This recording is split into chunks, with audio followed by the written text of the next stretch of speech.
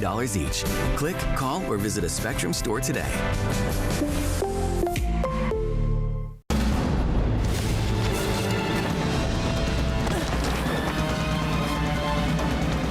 Even the mighty might not see it coming. It's prediabetes, and it captures 1 in 3 adults. But you can escape. Take the 1-minute prediabetes risk test to know where you stand and prevent or delay type 2 diabetes. Be your own hero on smartphones everywhere at doihaveprediabetes.org. Spectrum News Plus. Local stories, connecting communities. Streaming now on the Spectrum News app and free with your Spectrum subscription. I'm Sharon Tazwell. Here's your Spectrum News in 90. The U.S. economy added over 150,000 jobs last month, according to the latest jobs report. It's the first full monthly tally under President Trump's second term. The unemployment rate rose to 4.1%. Meanwhile, new uncertainty as the president threatens Canada with new tariffs on lumber and dairy products. U.S. officials say it's all part of negotiating. Some people have said, oh, geez, it looks like, there's some disorder because you're changing the parameters, but that's what negotiations are. The Trump administration is considering new sanctions against Russia as its war with Ukraine rages on. The president says the sanctions could target Russia's banking sector. U.S. officials are expected to meet for ceasefire talks with Ukraine next week. And Trump says he hopes Ukraine is serious about peace. I don't know that they want to settle. If they don't want to settle, we're out of there because we want them to settle. And I'm doing it to stop death. The deaths of Gene Hackman and his wife, Betsy Arakawa, have been ruled natural. Officials say an autopsy found Hackman's wife died days before him from hantavirus. Hackman died of severe cardiovascular disease with advanced Alzheimer's as a significant factor. And that's a look at your Spectrum News in 90.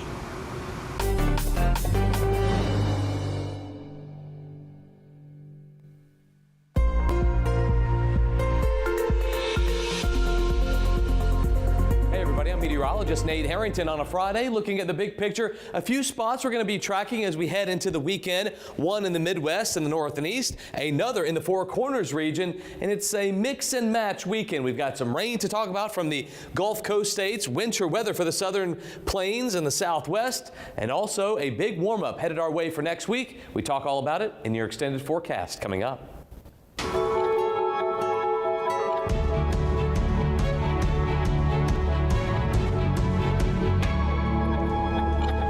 U.S. hiring held steady in February as the first full jobs report under President Donald Trump showed employers added 151,000 jobs.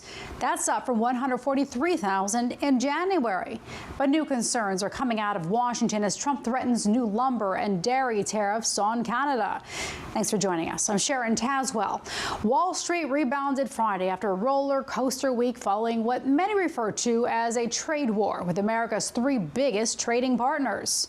Spectrum's Reuben Jones spoke with Trump's head of the National Economic Council for a closer look at where the economy is heading.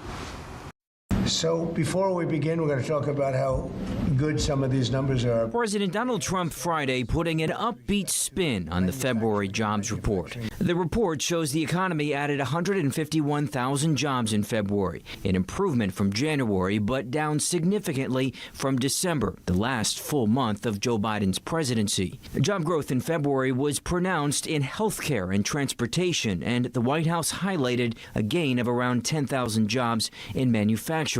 But the unemployment rate ticked up to 4.1%. Restaurants and bars cut more than 25,000 jobs, and the federal government shed around 10,000 positions. The first wave of cuts under President Trump's push to slash the federal payroll. There is a big cut in federal government workers, which is what we're trying to do in order to save people money, their tax dollars. Analysts say we'll get a clearer picture of the economy's direction in the next jobs report, which will reflect additional cuts to the federal budget as well as the president's tariff policies. If these tariffs are kept for a sustained period of time, we could very well see businesses reducing production and laying off workers. Just this week, the president imposed 25% tariffs on imports from Mexico and Canada. Before, revoking some of them. In an interview with Spectrum News, the head of the president's National Economic Council dismissed concerns the sudden reversals in tariff policy could affect businesses and consumers. When you talk about putting them in place one day, taking them away the next, does that create uncertainty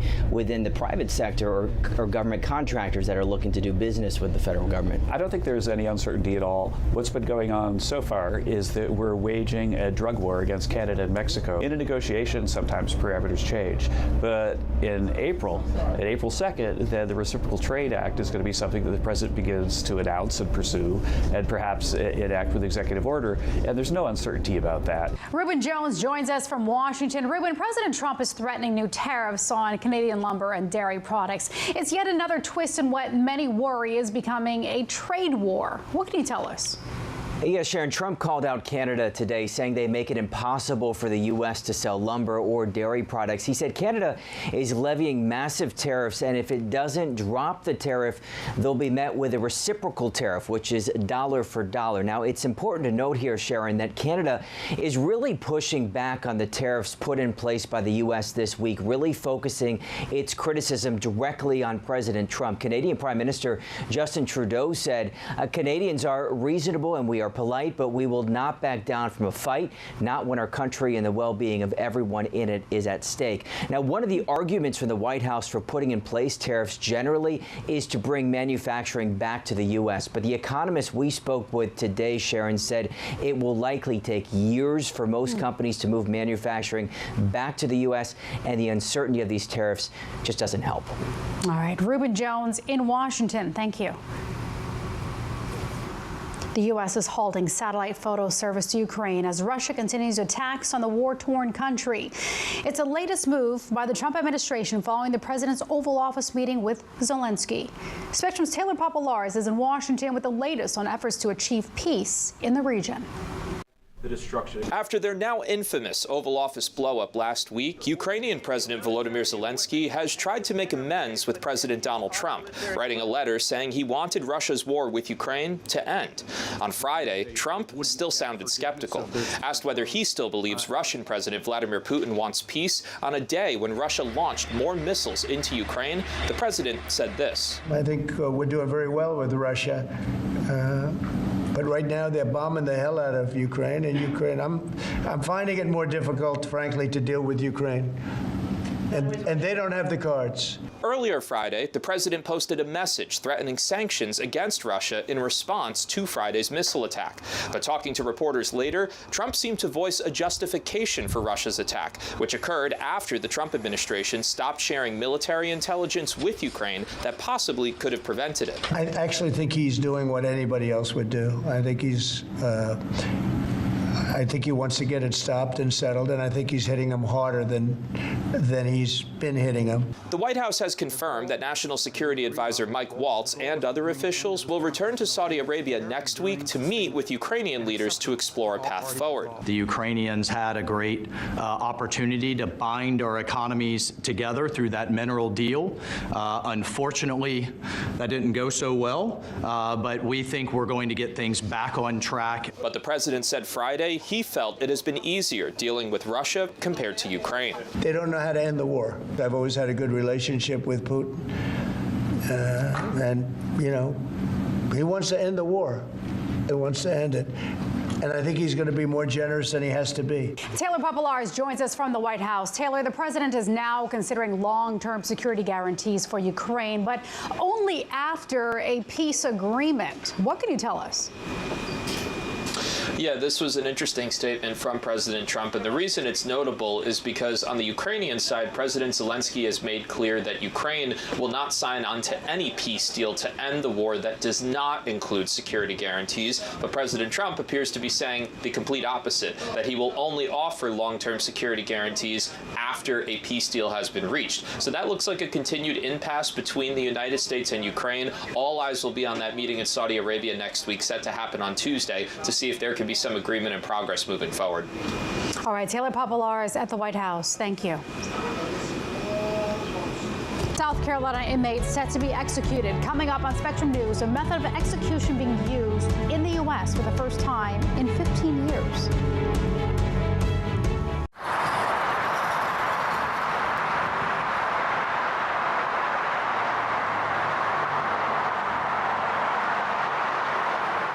We said we'd never break the 3-second rule. Never do that. And never become a minivan mom. Hey, Chris. As parents, we say never a lot, but never happens.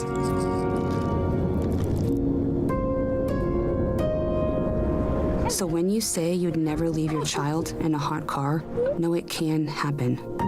Before you leave the car, always stop, look, lock. I really am in the middle of nowhere. Every day is different. Chores, come on, homeschooling. And then I fit in the rug business. I just got a new batch of rugs that I'd love to show you. I have a website, and a lot of what I do is sharing my home life. Mommy's leaving. Reliable, high-speed internet is the foundation of our business. Spectrum was great. They went out of their way to make sure that I was okay and I was taken care of. Shoo! And that's the awesomeness of having Spectrum. I'm an ex-drug dealer, and I'll be your sub today.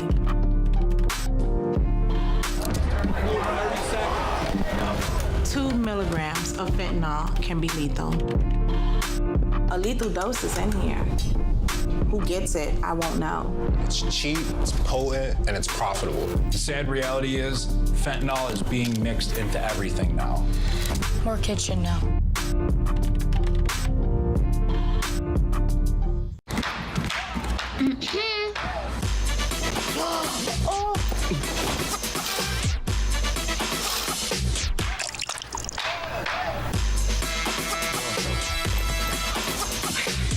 You're not gonna get it all right.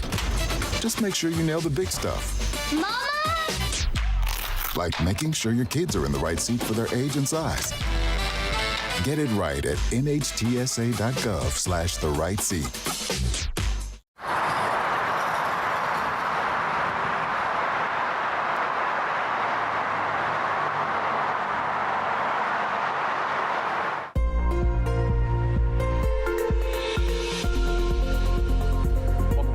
News. It's your weather on the ones, your high and low temperatures for the last 24 hours. We go back to yesterday to find 93 degrees for the high across the country in Rio Grande Village, Texas.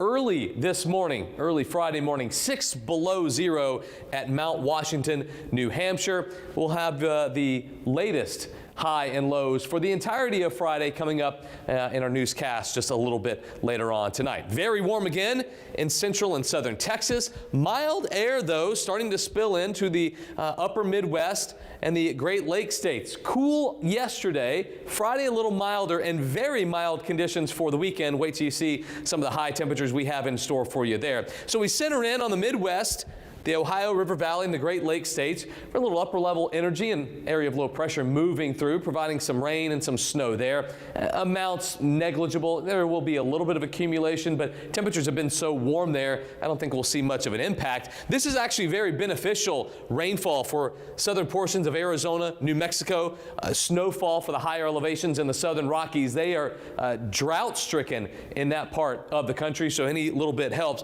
Looks like they're going to get a little bit more too. Unfortunately, areas in the western and southern portions of Texas that need rain are going to be the exact opposite. They're going to be very, very dry as this area of low pressure starts to spin, and it looks like some heavy rainfall is headed to the Gulf Coast states in the Mid-South through Saturday and Sunday. There are the red flag warnings we mentioned for the southern portions of Texas and West Texas. They've already had some very extreme fire weather dangers there earlier this week. Looks like another round for them on Saturday. Notice the very mild air in the Midwest, the upper Midwest on Saturday, and even across the Intermountain West, while temperatures a little bit cooler up in the north and east. Most spots across the eastern part of the country seeing a notable warm up next week. We'll fill you in on the details coming up in 10 minutes.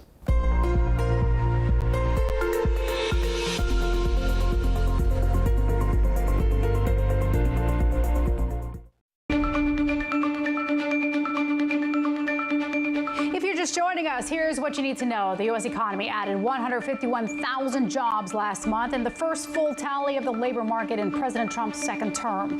That's lower than economists predicted. President Trump threatening tariffs on Canadian lumber and dairy just one day after delaying other tariffs on Canada until April 2nd. Trump is also considering new sanctions on Russia due to its continued bombing in Ukraine. And the number of measles cases in Texas has grown to 198 with 39 new cases in the last 3 days. days. Most are in unvaccinated children and teens. At least one person has died. That's what you need to know. A South Carolina inmate convicted of beating to death his estranged girlfriend's parents in 2001 is scheduled to be put to death by firing squad tonight. It's the first time this method of execution has been used in the U.S. in 15 years. Chris Welch has details. When Brad Sigmund is executed by firing squad, 3 South Carolina Department of Corrections employees will stand 15 feet away behind a wall and aim for his heart. Sigmund will be wearing a bag.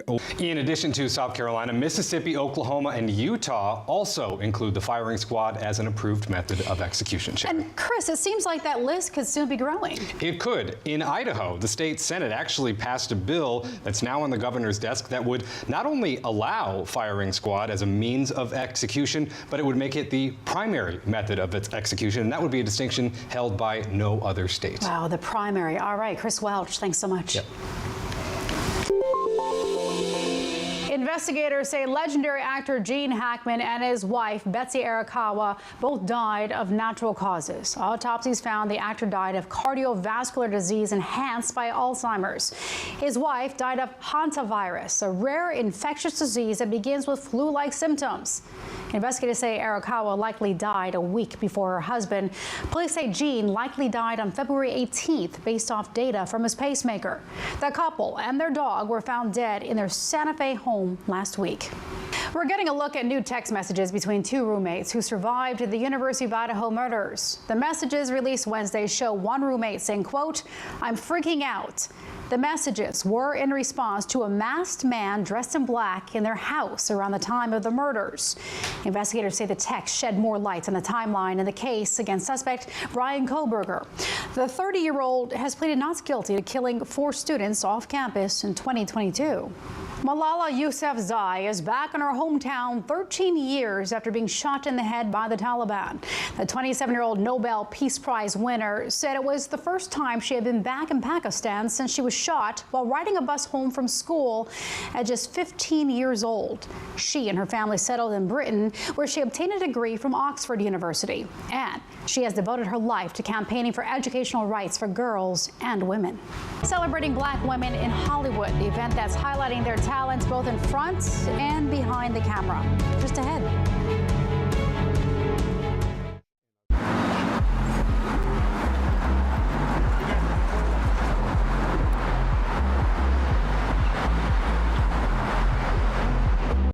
For the millions of school-aged children across the country, the state of their schools can have a lasting impact on their health and well-being. The majority of school districts aren't doing comprehensive regular water quality testing. As CO2 levels rise in a space, cognitive function takes a direct decline. We visit 2 school districts working to create safe and healthy environments for their students. Watch Exploring Your Health, Curing Our Classrooms, available on the Spectrum News app. Starting a business is hard. You have to stay connected at all times. As we've been growing the studio, Spectrum's been there every step of the way. I'm always able to make the phone call that I need. I'm able to shoot that text message or that email. Every vital piece of equipment that we have here uses Spectrum. Fast, reliable internet, starting at $40 a month, backed by the Spectrum commitment to keep your business connected. I tell my son, I love you every single day. I love you. Now, my dad has never said that to me. Not because he doesn't love me, but because culturally it wasn't comfortable for him. Now that he's a grandfather, he says, I love you to my son every time he sees him. My advice to all the fathers out there, forget the cultural restrictions. They grow up way too fast for you to waste even a single precious moment. Food isn't just fuel to live, it's fuel to grow. My family relied on public assistance to help provide meals for us. These meals fueled my involvement in theater and the arts as a child, which fostered my love for acting. The Feeding America network of food banks helps millions of people put food on the table. When people are fed, futures are nourished. Join the movement to end hunger, and together we can open endless possibilities for people to thrive. Visit feedingamerica.org/actnow.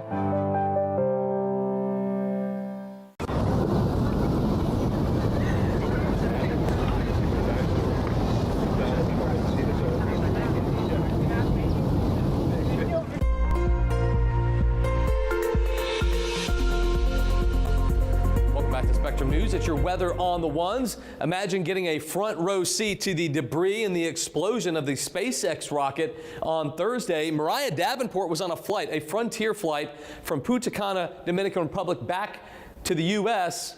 Their plane had to go back to the DR because of that exploded rocket. Yikes. Thankfully, everyone was fine on board, but still a very scary situation there in the air on Thursday. Let's talk about our weather around here. Mother Nature's fireworks, if you will, from Saturday to Sunday from the Gulf Coast states, but especially Florida, Georgia, Alabama, seeing the heaviest of the rainfall from Saturday to Sunday, and the possibility of some strong thunderstorms too in North Florida on Sunday. Monday looks quiet. Tuesday looks fairly quiet, but we're going to watch another atmospheric river event take shape by Tuesday and Wednesday. More heavy rain, more heavy snow headed to the West Coast and the Pacific Northwest. So, talking about the rainfall chances, all of this that you see down in Georgia, Florida, and Alabama, mostly coming Saturday and Sunday. And by the way, spring breakers, not going to be the best time to do that. Very popular spots in and around the Florida Panhandle for spring break kids. Not going to be great this weekend. You go over to the Pacific Northwest, down into Northern California, the usual suspects that see the heaviest of the rain, the heaviest of the snow from atmospheric river events. Well, they're going to get another 3 to 4 to maybe even 5 inches of rain in those spots from Tuesday to Wednesday. Let's talk about Sunday as we round out the weekend. Very warm conditions, 50s and 60s from Montana to Idaho, Denver, Kansas City, Chicago. Very warm air in the southern states as well. How about temperatures near 90 in Florida? Starting to get warm down there. Monday, staying very mild again. Temperatures in the 70s in the Midwest. A little cooler, slightly cooler across the East Coast, but this is going to start a prolonged warming trend that we're going to see take shape. Sunday will be the last cool day from the southern plains over to the East Coast as temperatures soar in the upper Midwest. Monday, more warmer than average temperatures, and we're not talking a few degrees warmer than average, 15, 20, almost 30 degrees warmer than it should be for folks in the upper Midwest. Monday, all of that warm air migrates Monday and Tuesday, and most of the eastern half of the country will be above average to start next week.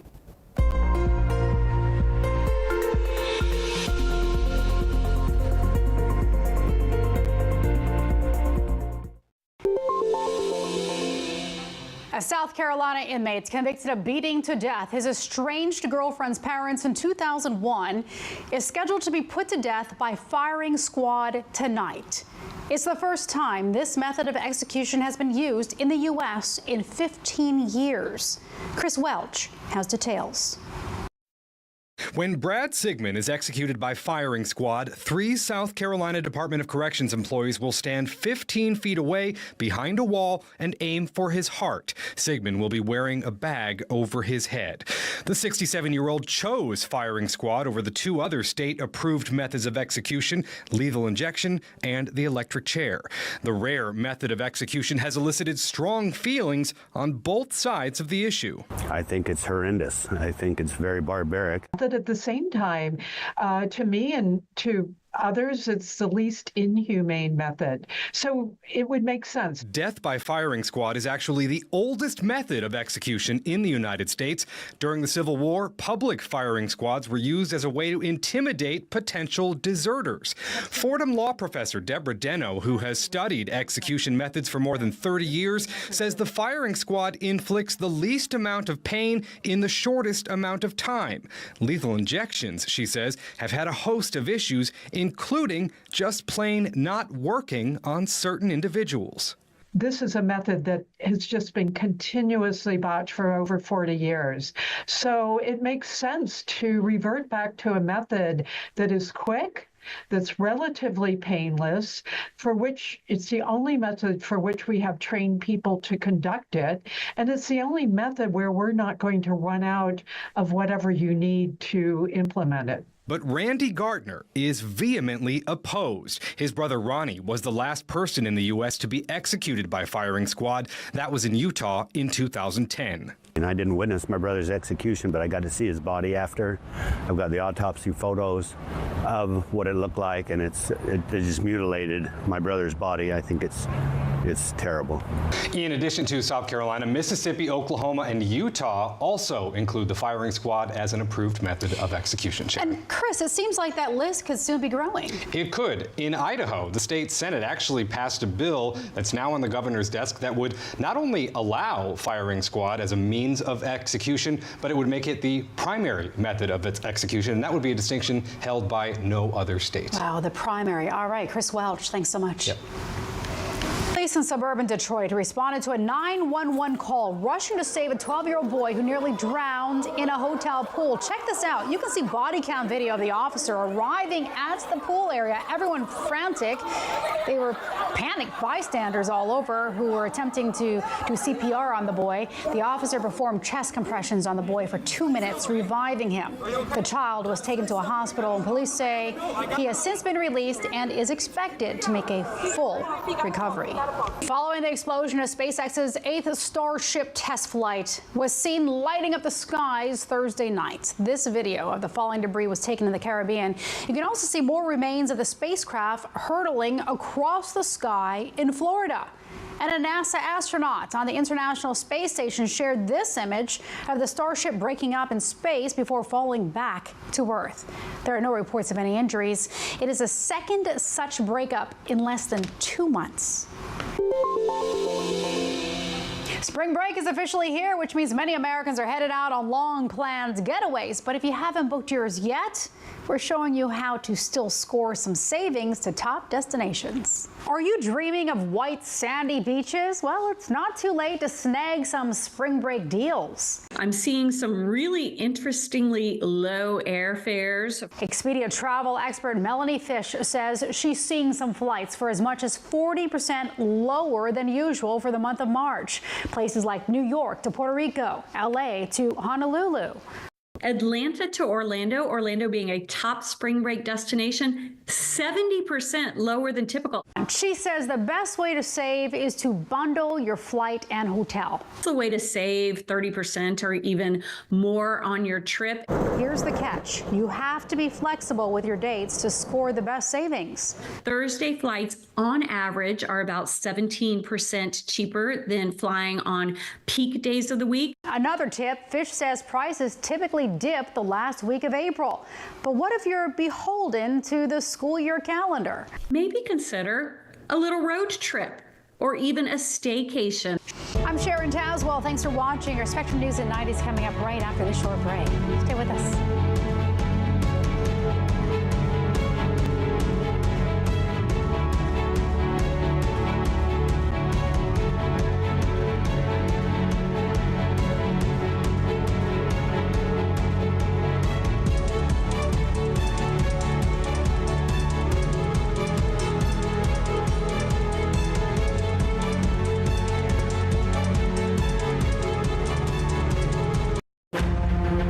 Friday nights, The Big Deal with Errol Lewis, where Spectrum News' local political journalists break down the most important issues shaping our nation.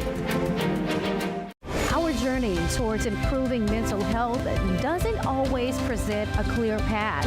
Every Thursday on Your Mental Health, we listen to voices across our communities, discussing the challenges of everyday life and presenting accessible resources to guide us along the path to our well-being, providing hope and empowering choices that light the way to a healthier you.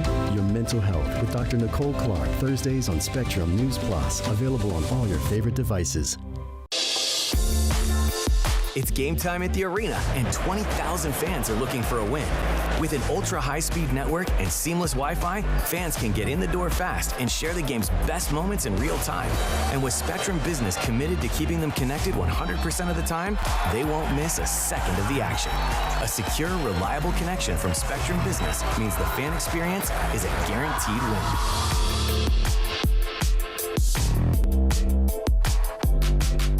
Whether it's our stories, the warmth of our laugh, or our family's secret sauce, we all bring something different to the table. So make some space. The power of connection is waiting right outside your comfort zone. Learn how you can help strengthen your community at belongingbeginswithus.org/teamup. Weather can be beautiful, inconvenient, and at times powerful. And it affects everything we do. At Spectrum News Plus, our weather experts update you with the information and the context you need so you can better plan your day. And we do it every 10 minutes. We're the calm in the storm. Weather on the Ones on Spectrum News Plus, exclusively on Spectrum. And get your weather anytime on the Spectrum News app. Spectrum News Plus, local stories, connecting communities.